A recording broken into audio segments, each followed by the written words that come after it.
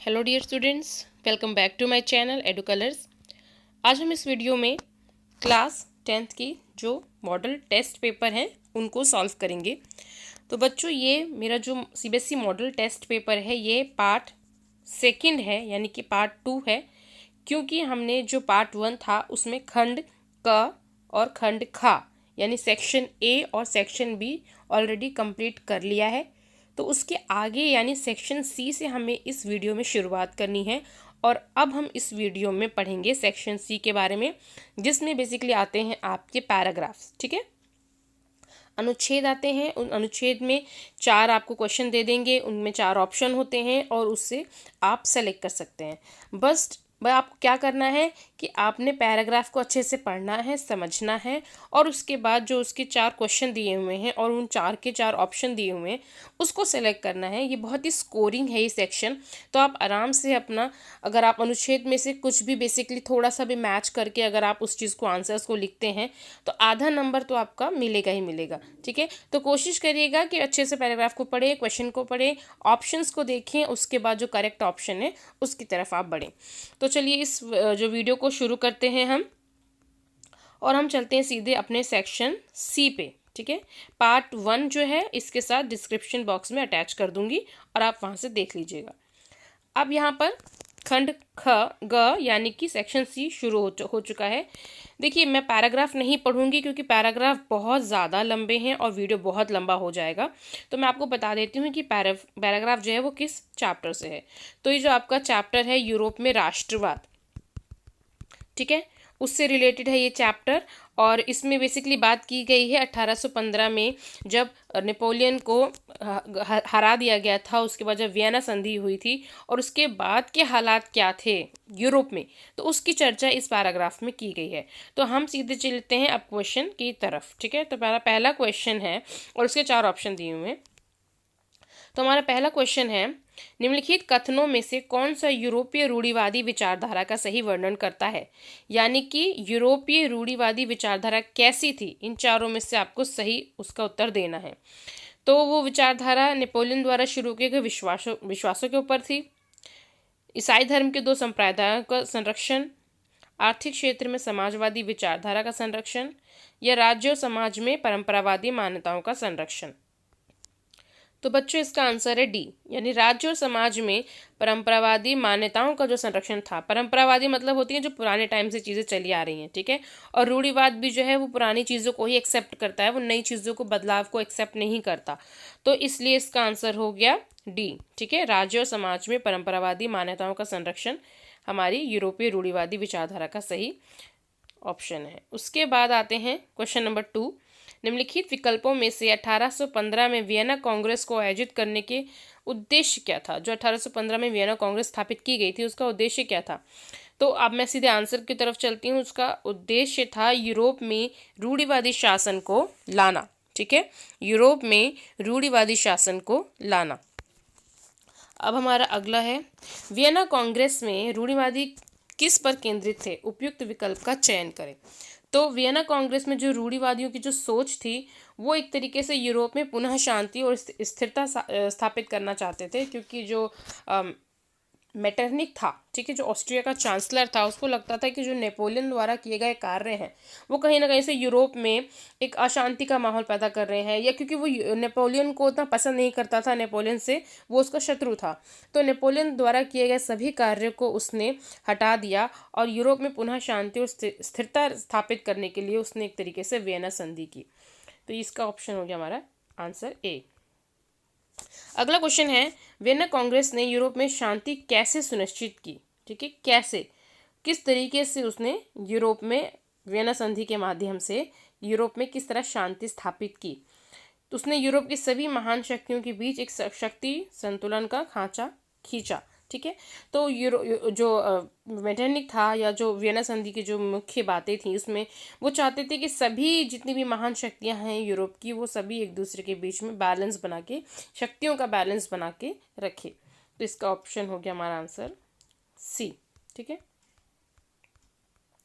अब हमारा अगला जो पैराग्राफ है वो विनिर्माण उद्योग क्षेत्र से, जो विनिर्माण उद्योग हमारा चैप्टर है उससे रिलेटेड है।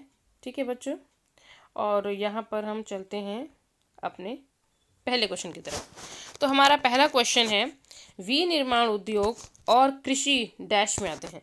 विनिर्माण उद्योग किस कैटेगरी में आता है और कृषि किस कैटेगरी में आते हैं।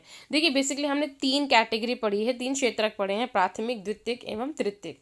प्राथमिक क्षेत्रक में जो भी प्राकृतिक चीज़ों से जुड़ी हुई चीज़ें हैं, जो भी व्यापार, जो भी काम है जो करते हैं लोग, जैसे कृषि है, खनन है, ठीक है, मत्स्य पालन है, या जो वनों से जुड़े हुए जो काम हैं, जिस इन कामों में जो लोग लगे पड़े हैं, वो प्राथमिक क्षेत्रक में आते हैं।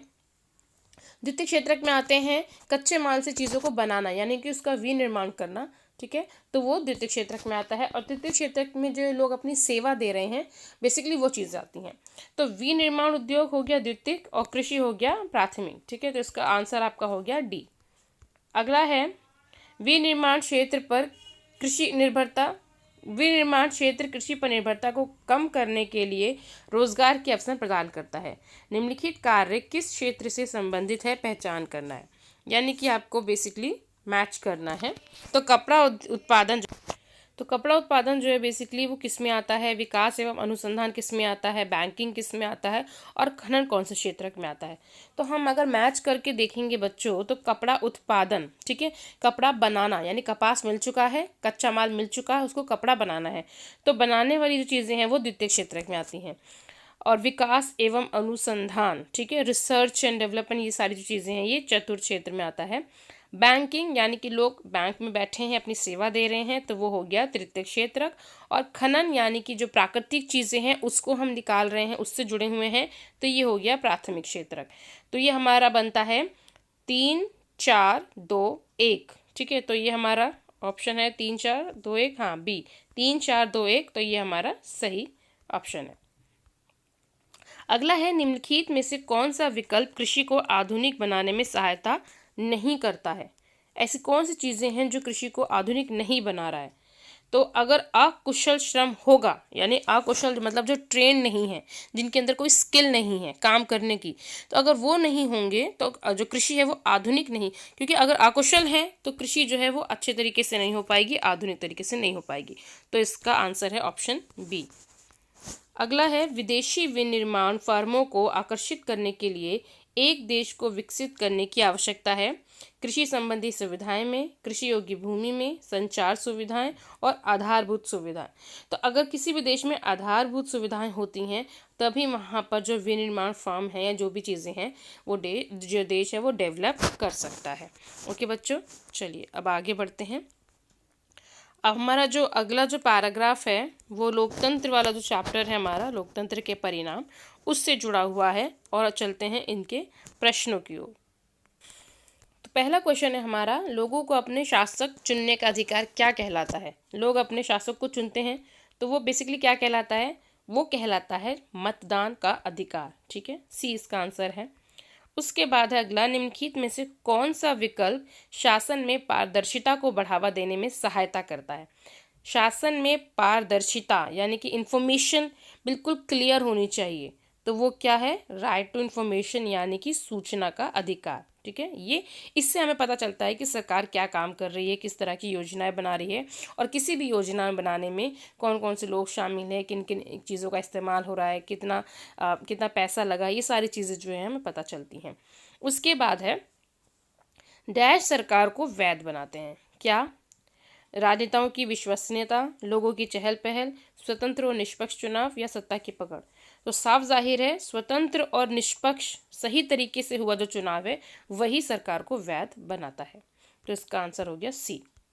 उसके बाद है अगला, लोकतंत्र में निर्णय लोगों को अधिक स्वीकार्य होते हैं क्योंकि ये निर्णय नियत प्रक्रियाओं का पालन करने के बाद लिया गया है। यानी कि सही तरीके से एक प्रोसेस के बाद ही कोई भी निर्णय जब लिया जाता है तो वो लोगों द्वारा स्वीकार्य होता है, क्योंकि वो सबके भले के बाद, सबके चीज़ों को जानने के बाद ही बनता है, ठीक है। किसी एक हित के लिए अच्छा हो और किसी दूसरे लोगों के हित के लिए ना हो तो वो लॉ नहीं बन सकता। तो कोई भी निर्णय तभी लिया जाएगा जब एक प्रक्रिया के बाद सबके भले के लिए हो और लोग उसको एक्सेप्ट कर लें, उसी के बाद वो जो निर्णय है लोकतंत्र में मान्य होता है। तो इसका आंसर हो गया डी।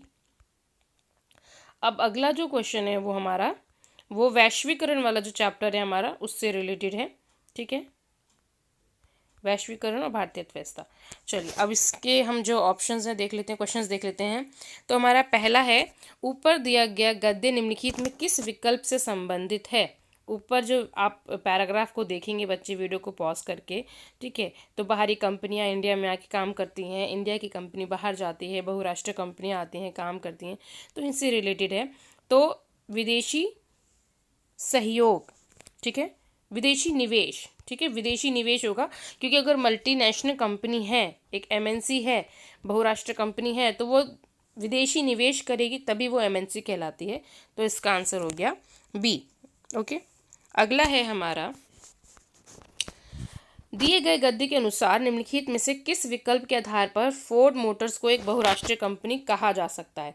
फोर्ड मोटर्स किस आधार पर भारत में एक अच्छी कंपनी या एक एमएनसी कही जाएगी, कि वो विभिन्न प्रकार की गाड़ियां बना रही है, या विश्व का सबसे बड़ा एक गाड़ी बनाने का निर्माता कंपनी है, विश्व भर में कारों के बड़े पैमाने को निर्यात कर रही है, या विश्व में औद्योगिक और वाणिज्यिक उद्यम पैदा कर रही है।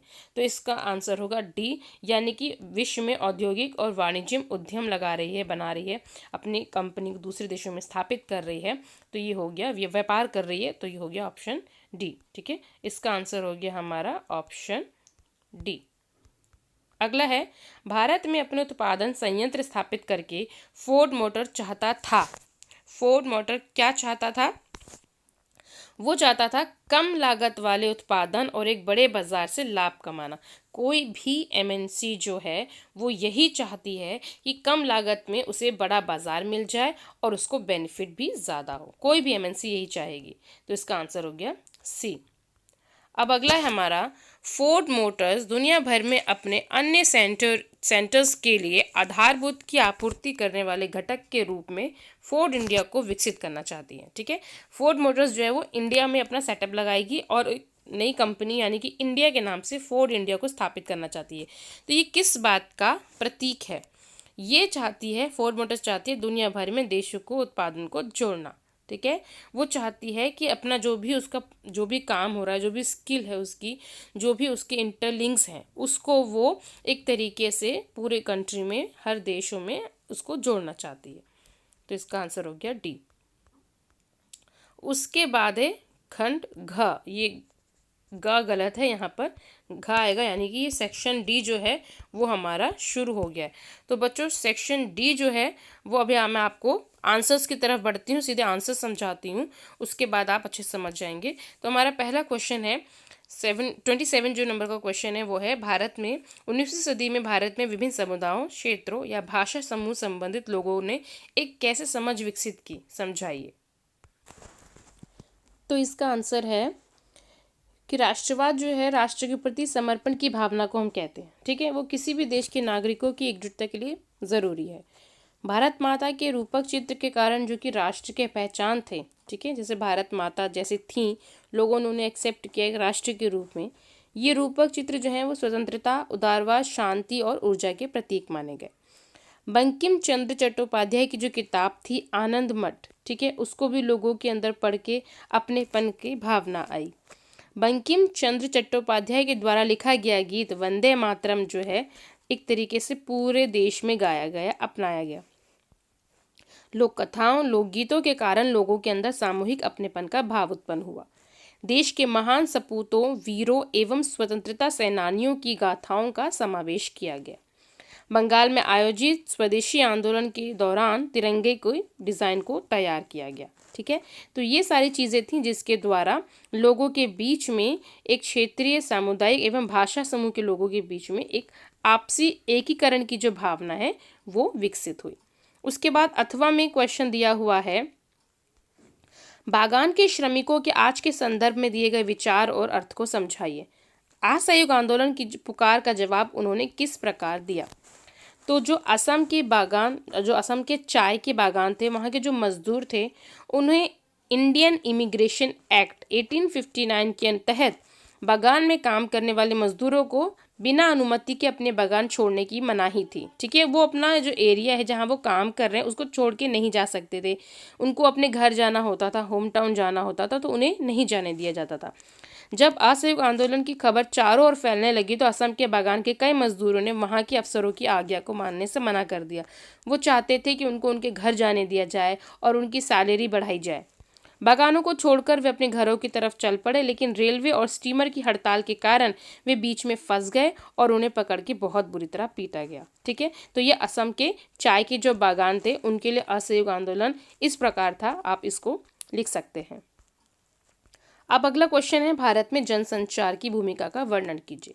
जनसंचार जिसमें अखबार, टीवी, रेडियो, ठीक है, इंटरनेट, टेलीफोन, ये सारी चीज़ें आ जाती हैं। तो इनका हमारे जीवन में क्या महत्व है, क्या भूमिका ये करते हैं। समाचार पत्र जो हैं वो रेडियो, टीवी, विश्व भर की खबरें हमें देते हैं। जनसंचार का एक अत्यधिक प्रचलित कार्य लोगों का मनोरंजन भी करना है। ठीक है, रेडियो, टीवी और फिल्म से हमें हमारा मनोरंजन होता है। जनसंचार जो है वो देश विदेशों में खबरें पहुंचाते हैं। तीव्र गति से आप संदेश कहीं से भी इधर से उधर पहुंचा सकते हैं। उसके बाद हम देखते हैं कि इंडिया में किसी भी वस्तु है, सेवा या विचार, व्यक्ति, स्थान, घटना इत्यादि के प्रति लोगों को समझने या प्रोत्साहित करने के लिए भी जन माध्यमों को एक औजार के रूप में पेश किया जाता है। जनसंचार की सबसे बड़ी विशेषता है कि ये जो जनसंचार है इसमें जन सामान्य की प्रक्रिया का पता चलता है कि लोग क्या सोचते हैं, लोग क्या चाहते हैं। जनसंचार से हमें इन चीज़ों के बारे में पता चलता है। अब ये मोस्ट इम्पॉर्टेंट क्वेश्चन है सड़क परिवहन के बारे में। इसमें रेल परिवहन से इसकी तुलना आ जाती है या फिर सड़क परिवहन का सीधे सीधे महत्व, लाभ पूछ लेंगे। तो बहुत इंपॉर्टेंट क्वेश्चन है ये। तो भारतीय सड़कों का जाल जो है विश्व में बहुत बड़ा है, क्योंकि भारत में बहुत सारी सड़कें हैं। ठीक है, छोटी सड़कें हैं, मध्यम दूरी की सड़कें हैं, कच्ची सड़कें हैं, पक्की सड़कें हैं, विभिन्न प्रकार की सड़कें हैं। तो भारत में जो सड़कें हैं वो विश्वसनीय हैं, तेज़ हैं, लचीली हैं, मांग पूरी तरीका है, यानी जो घर घर तक सेवाएं देती है। ये गांव को बाजारों से, कस्बों, प्रशासनिक व सांस्कृतिक केंद्रों से जोड़ती हैं। सड़क जो है दूरवर्ती क्षेत्र जैसे कि पहाड़ी, मरुस्थलीय, जनजातीय, पिछड़े क्षेत्रों में भी अपने आप को हमें देश से कनेक्ट करती है। मानव यंत्रों के संचालन में तेजी से सड़क परिवहन देश की आंतरिक एवं बाह्य सुरक्षा में महत्वपूर्ण भूमिका निभा रहा है।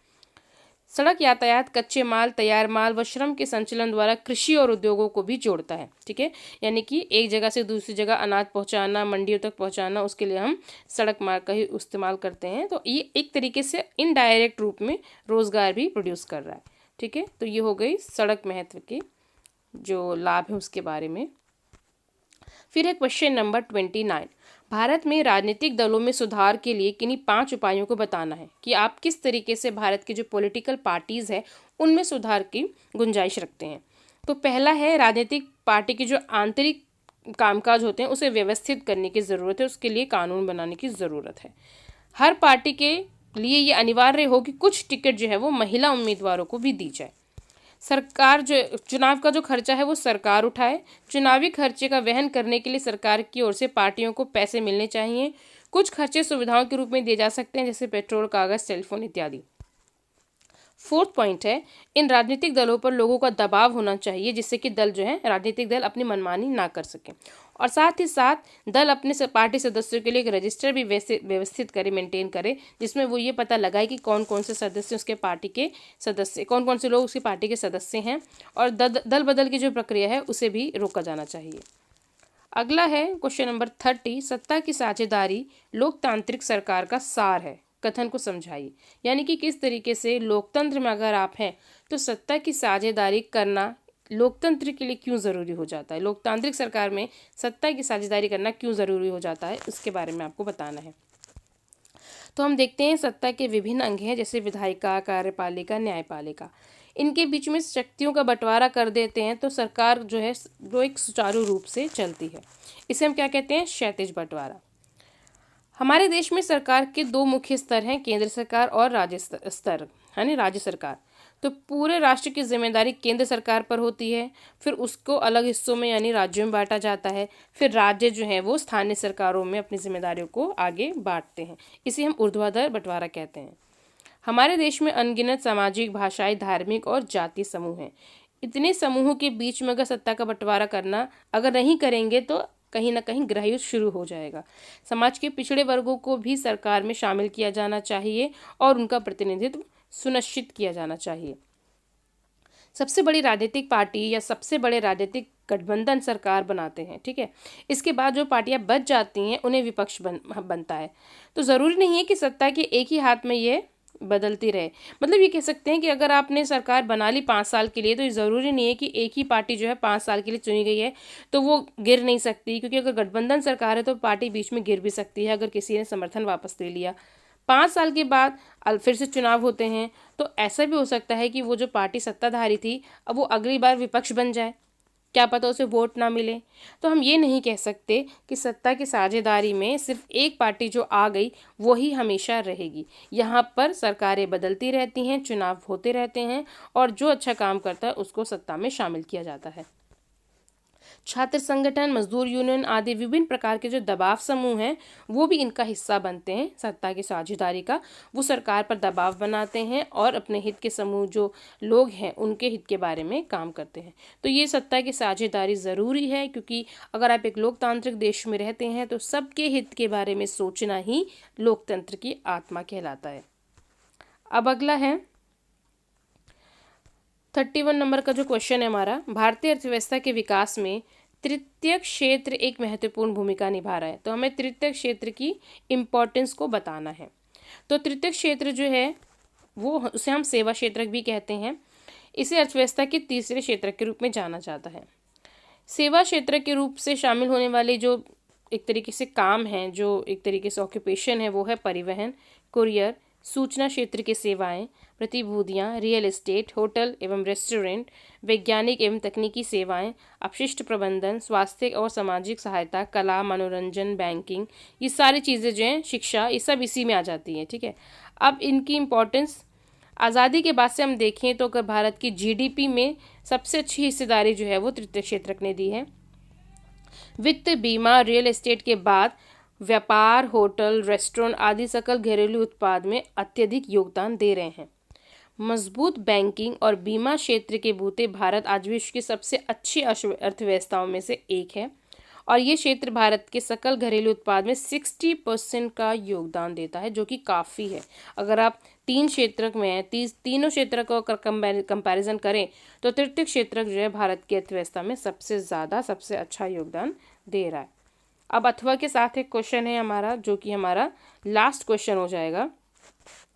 सार्वजनिक क्षेत्र भारत के आर्थिक विकास में योगदान देता है, कथन को न्याय संगत कीजिए।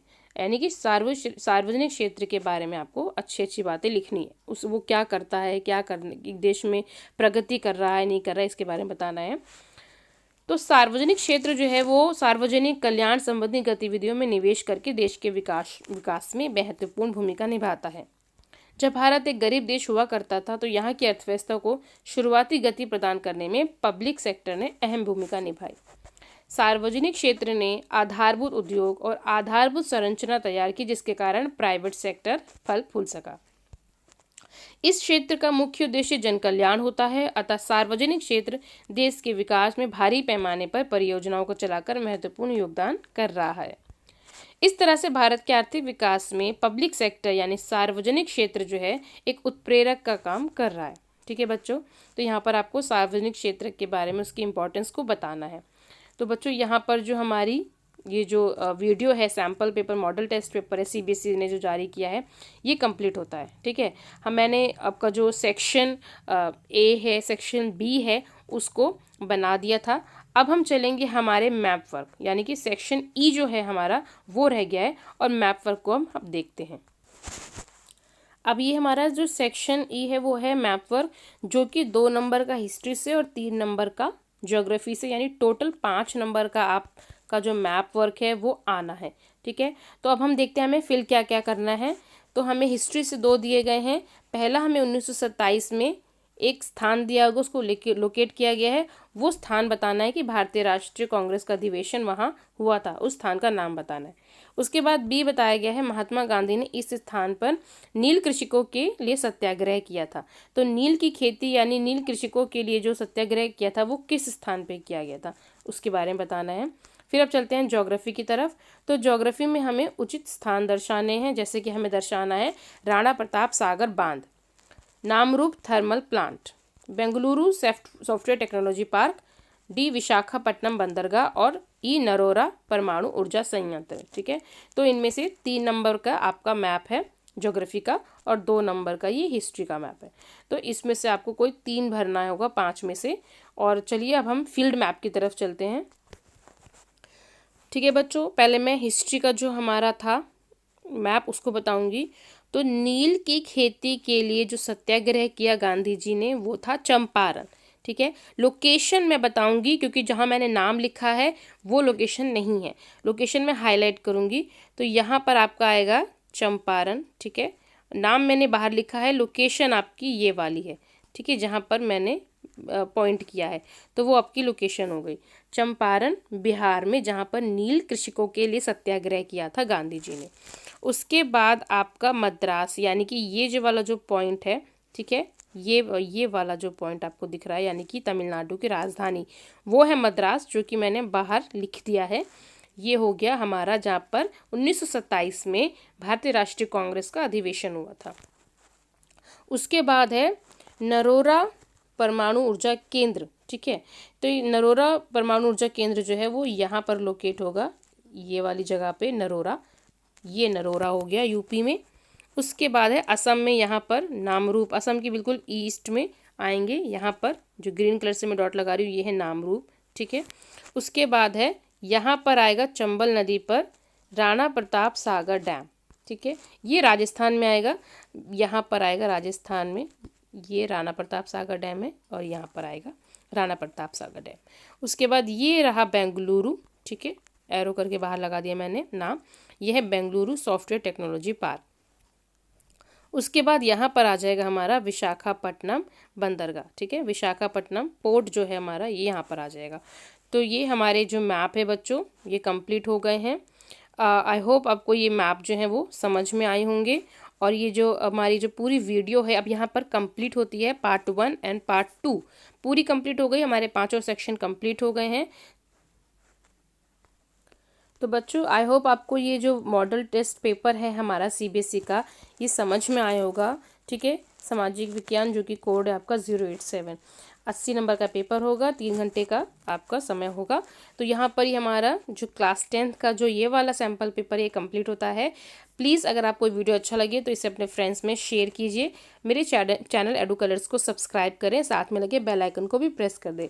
वीडियो देखने के लिए थैंक यू सो मच बच्चों।